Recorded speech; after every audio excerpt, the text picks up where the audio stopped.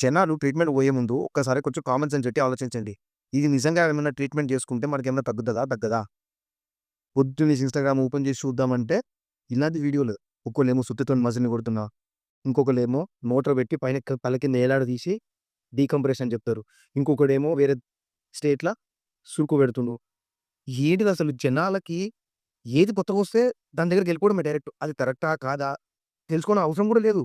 ఏది చూడడానికి అట్రాక్టివ్ ఉన్నంత మాత్రాన అది బెనిఫిటెడ్ కాదు.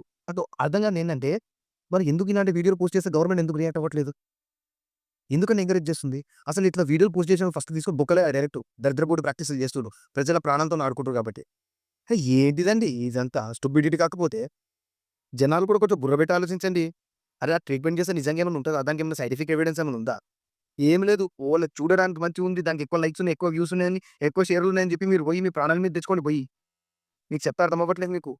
వాళ్ళు సంపాదించుకుంటుర్రు బాగానే. ఎండ్ ఆఫ్ ద డే మీరే లాస్‌లో ఉండేది. నేను అందుకే చెప్తున్నా దయచేసి గవర్నమెంట్ ఇలాంటి వీడియోస్ పోస్ట్ చేసే వాళ్ళ మీద యాక్షన్ తీసుకోండి. వాళ్ళని బొక్కలేయండి. సైంటిఫిక్ ఎవిడెన్స్ లేకుండా ఎంత డేర్‌గా ఆ స్టూపిడ్ వీడియోస్‌ని మళ్ళా యూట్యూబ్‌లో, ఇన్‌స్టాగ్రామ్‌లో, ఫేస్‌బుక్‌లో పోస్ట్ చేస్తుర్రు. ఎంత ధైర్యంగా పోస్ట్ చేస్తుర్రు. అదేదో నిజంగా సైంటిఫిక్ ఎవిడెన్స్ ఉన్నట్టే పోస్ట్ చేస్తుర్రు. సో, నిజంగా నేను చెప్తున్నా ప్లీజ్ గవర్నమెంట్ ప్లీజ్ వీటి మీద యాక్షన్స్ తీసుకోండి.